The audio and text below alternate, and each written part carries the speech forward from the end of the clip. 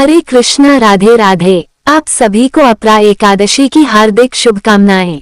ज्येष्ठ मास के कृष्ण पक्ष में आने वाली एकादशी अपरा एकादशी कही जाती है।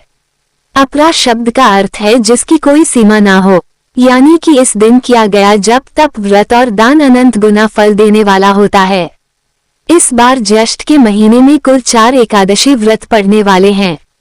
अधिक मास का संयोग भी इस बार ज्येष्ठ मास के साथ हो रहा है, इसलिए ज्येष्ठ का महीना इस बार 60 दिनों की अवधि का होगा। तो ज्येष्ठ के महीने में इस बार अपरा एकादशी और निर्जला एकादशी व्रत रहेंगे। वहीं अधिक मास यानी मलमास की एकादशी जिसमें पद्मिनी और परम एकादशी इस बार ज्येष्ठ के महीने में पड़ने वाली हैं। आज की इस वीडियो में आप जानेंगे अपरा एकादशी की तिथि और शुभ मुहूर्त के बारे में। एकादशी और द्वादशी कब से कब तक रहेगी और व्रत पारण का शुभ मुहूर्त कब से कब तक रहेगा। ज्येष्ठ कृष्ण पक्ष एकादशी इस बार 12 मई दिन मंगलवार को दोपहर 2:53 से शुरू हो रही है और 13 मई दिन बुधवार को दोपहर 1:30 बजे पर एकादशी तिथि का समापन होगा, क्योंकि मंगलवार को दोपहर से एकादशी लग रही है। इसलिए उदय तिथि के अनुसार 13 मई बुधवार को इस बार एकादशी का व्रत रहेगा, यानी अपरा एकादशी 13 मई दिन बुधवार को मनाई जाएगी। व्रत की तिथि को लेकर अक्सर लोगों में असमंजस हो जाता है कि किस दिन व्रत रखना सही रहेगा, तो इस बार आप सभी को 13 मई दिन बुधवार को ही व्रत रखना चाहिए। द्वादशी तिथि 13 मई दिन बुधवार को दोपहर 1:31 से शुरू होगी और 14 मई दिन गुरुवार को सुबह 11:20 पर द्वादशी तिथि का समापन होगा। द्वादशी तिथि लगते ही हरिवासर का समय भी शुरू हो जाएगा।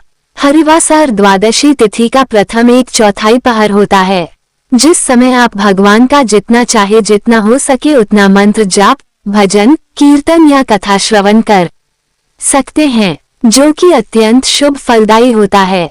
अपरा एकादशी व्रत पारण करने का यानी व्रत खोलने का शुभ मुहूर्त 14 मई दिन गुरुवार को सुबह 5:31 से 8:14 तक रहेगा। व्रत हमेशा निर्धारित मुहूर्त के अंदर ही खोलना चाहिए।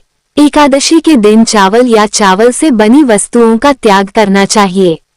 साथ ही इस दिन नाखून, बाल इत्यादि काटने या तुलसी के पत्ते तोड़ना भी वर्जित होता है। तो भगवान के भोग के लिए एक दिन पहले ही तुलसी जी के पत्ते तोड़कर रख लेने चाहिए। मंगलवार को क्योंकि एकादशी भी लग रही है, इसलिए एकादशी लगने से पहले पहले तुलसी जी में जल देकर आप तुलसी के पत्ते तोड़ सकते हैं और एकादशी के दिन अपनी सामर्थ्य के अनुसार दान करना अत्यंत शुभ फलदायी रहेगा।